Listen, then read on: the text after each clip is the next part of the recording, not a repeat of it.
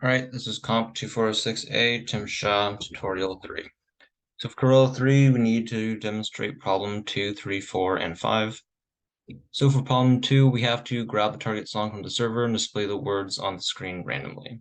The random function was created in problem 1, which you don't have to demonstrate, but you can look through the code if you'd like.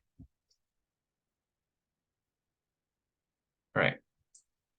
So we look at our handle submit button, handler for our submit button here. And first we just get the contents of the actual text box through user text.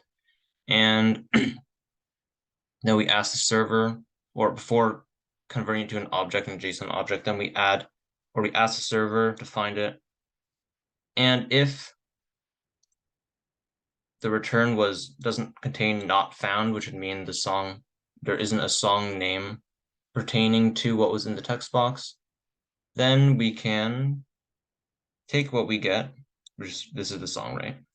And it's a JSON object, so we turn it to a JSON string, extract the words, pretty similar to last tutorial, and then we add each word into the words array, which is with some default coordinates.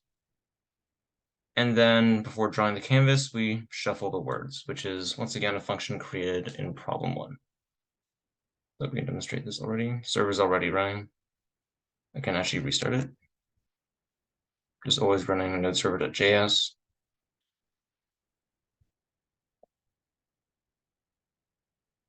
All right, and we can see that the words have shuffled and they are from Sister Golden Hair. We can also try and say brown-eyed girl. It also works. And you can also notice that the moving word has changed to found, and if we haven't found it, then it goes not found and the user text. Right, now for problem 3. Problem 3 is we just have to make it so we can grab the word from any part on the word. So I just changed a function in Canvas with timer here. So I first looked through the code and tested some things to find out what meant what.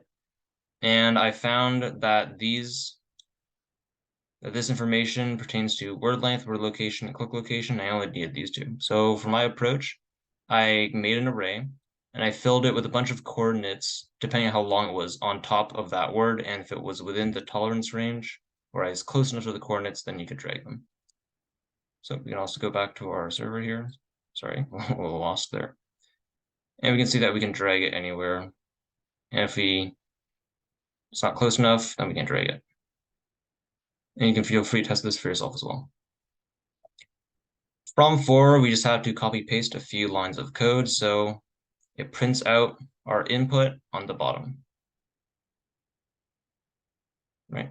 It's pretty straightforward, and we can see in handle submit button.